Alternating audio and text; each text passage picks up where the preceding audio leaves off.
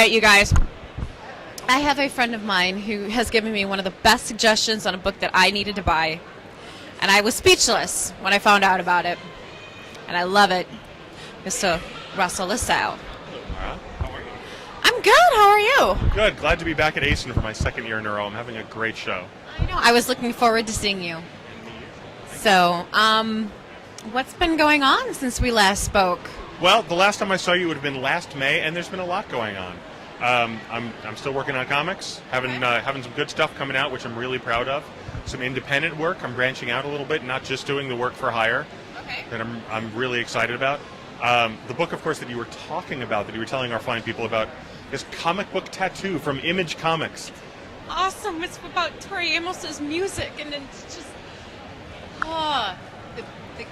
the graphics, the storyline, I just loved it. It is stunning, and I promote the book even though I'm not in it. I love it that much.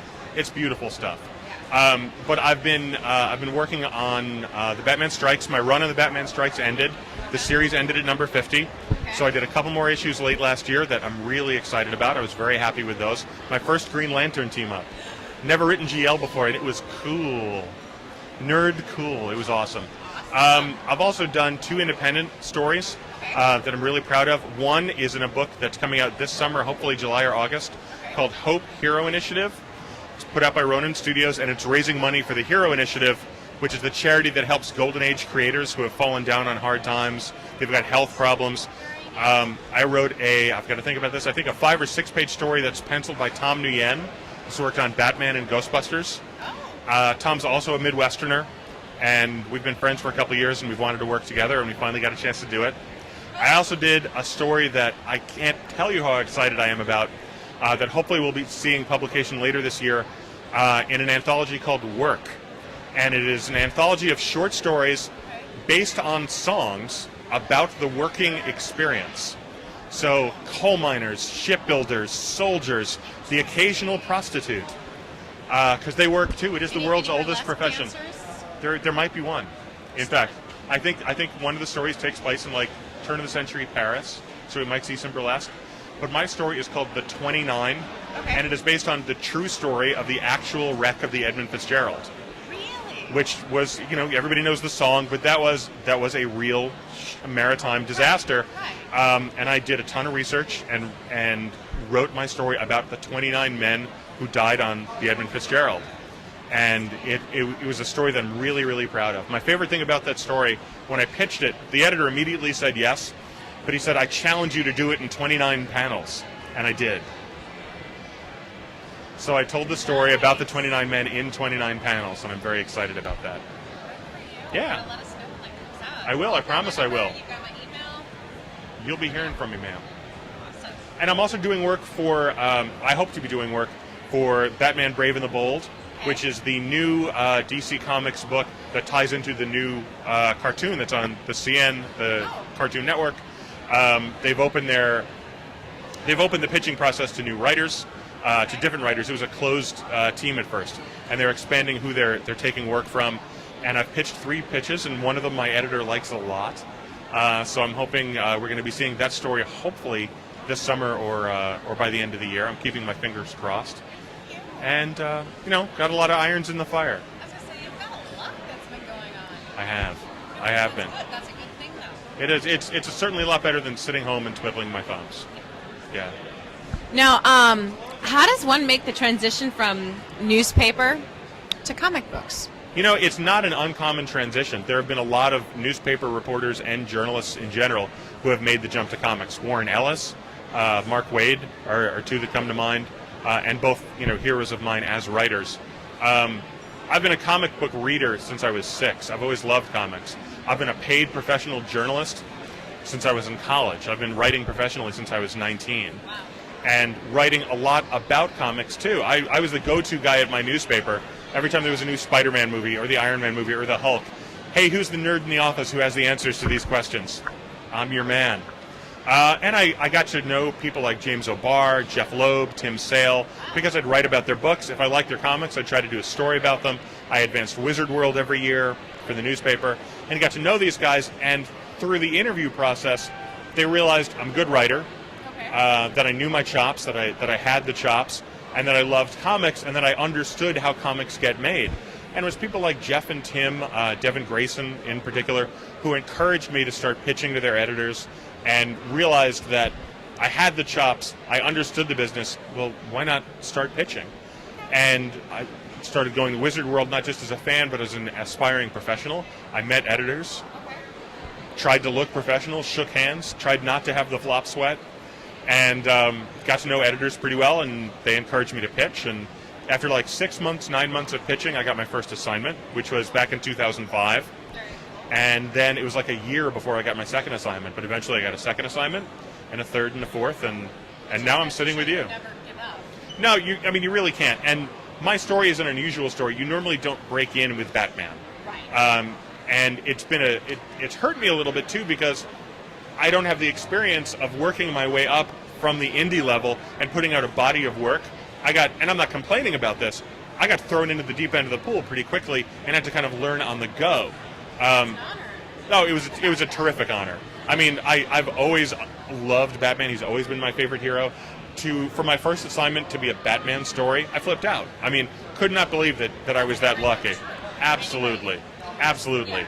And now I'm going back and doing the indie stuff. I'm doing those independent stories, the anthology stories like I was telling you, so I can learn how that side of the business works. I'm going to experience it all. I'm going to figure out what I like and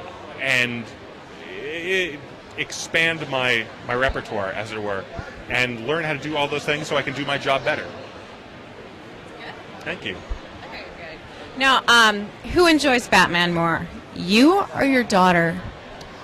I would say I am more of the Batman fan. My daughter likes seeing herself in the comics. In my first issue of the Batman Strikes, which is number 30, there's a television reporter who kind of sets up the exposition and sets up the story, and her name is Meredith, and my daughter's name is Meredith.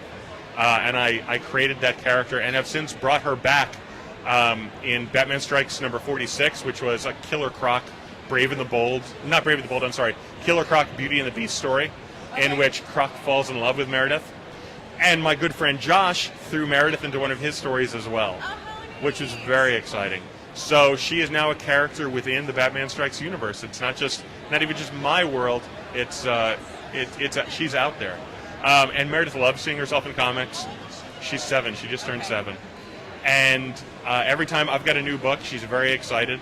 She tells the world. She tells all her friends. And her first grade class wants me to come and talk to the class about making comics, and I plan to do that. Yeah, so she's like my biggest fan, and I love her to death. What a better fan. Absolutely. And a huge comic book fan, too.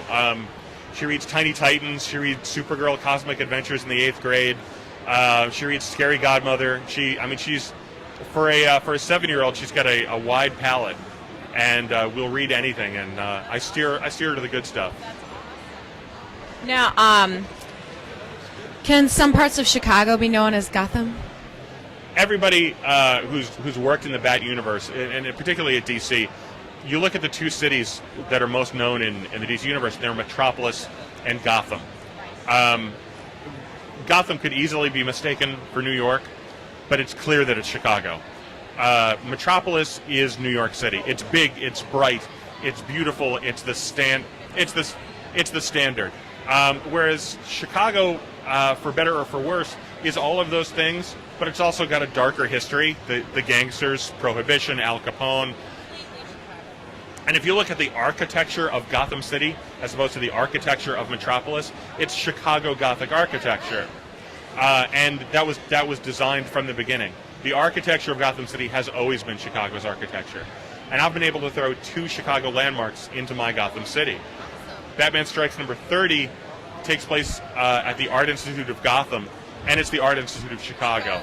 The exteriors and the interiors are the Art Institute. Batman Strikes number 41 concludes at a baseball stadium that's Gotham Knights Field. It's Wrigley Field. And that, to me, that cements it. What further cements it for the public's view is what Christopher Nolan did in the two films by filming so much of the Gotham scenes in Chicago. Oh, smart.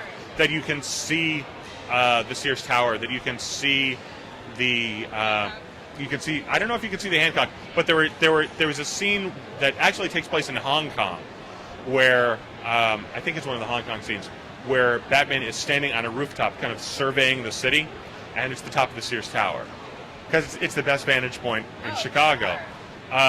You see Lower Wacker, you see some of the highways, and it's Chicago all the way. Now, overall, are you happy with the success of Hope New Orleans? You know, I'm thrilled with what we've been able to accomplish with Hope. Remember, we talked about that last time that we talked to you.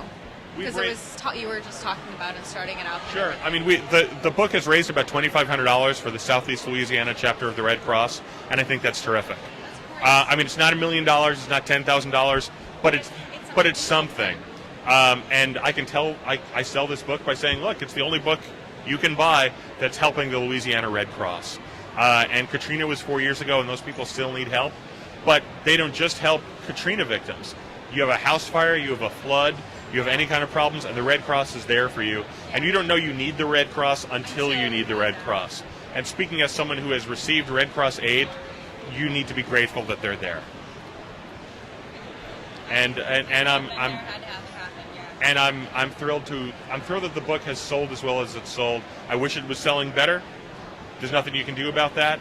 But I bring it to every con that I go to, and I think already here I've sold 10 or 15 copies. I expect to go through a full case of them before the show's out. Yeah. Now, you mentioned before the Hope Hero Initiative. Right. Are you looking forward to? I am. That book, like I said, should be coming out this summer. It hasn't been solicited yet, but it's going to be a big book, a little bit slimmer than Hope New Orleans, but it's going to be full color, which this one was black and white. Cover artist, whose name escapes me at the moment, I'm sorry. The cover artist has got a great reputation, and I'm looking to see what he does with the theme. Hope Hero Initiative are all stories that are meant to inspire. They're meant to pick you up. That is the message of the book. And I think I've written a story that Tom has drawn a story that is definitely inspiring. You betcha. That's something that friends of mine, we're all very much into uplifting. I promise I will. You might have to snag a couple copies from you. I'll keep a couple for you. All right, that sounds good. Good. Now, what do you enjoy most when you lead a workshop? Well, I do library workshops at libraries throughout the Chicago area. And it's great when I show up not knowing what kind of audience there's going to be. Sometimes it's tweens and teens. Sometimes it's younger. Sometimes it's a book club, and they're all adults and senior citizens. And sometimes it's 5 people. Sometimes it's 40. You just never know. I like interacting with the fans, teaching them something about the craft of writing, giving them a peek behind the wizard's curtain of how comics get made, and walking away knowing that there are some people in that room who want to make comics and hopefully have learned... Exactly right. Hopefully have learned something from the experience that they can then take away and put into their own work. Now, for fans that want to learn more, tell us about your MySpace page. My MySpace page is really a way to promote myself because I haven't gotten off my butt to make a website yet, and I need to do that. But MySpace is pretty idiot-proof. And pretty much anybody can figure out. Right. And I like MySpace because anybody can access MySpace. Unlike Facebook, where you need a password, you need an account in order to see somebody else's account, anybody can go to MySpace. If you Google my name, Russell Lissau, the first page that comes up in the Google search is my MySpace page, which is myspace.com/rlissau. And it's got my speaking engagements, it's got a list of the books that I've put out, it's got a blog, it's got some photos. There'll be photos from ASIN put up there probably on Monday or Tuesday at the latest. And it's just an easy way for me to stay in touch with fans and stay in touch with family and friends. But just to let people know, this is me. These are the books that I'm working on. Welcome. Good. Please do. Add you as my friend. Oh, nothing would make me happier, dear. Well, thank you. Now, are there current projects that you're working on besides, let me see, Hope, the hero? Batman Brave and the Bold, Batman which I'm pitching for now. I haven't had anything greenlit yet, but I'm Okay. pitching for it. There are some other independent things that I'm working on that I can't quite talk about yet. Okay. And I hate doing that, and everybody hates doing that. But it's a fact. It's a reality that we've come to live yeah. with. And I don't want to jinx anything.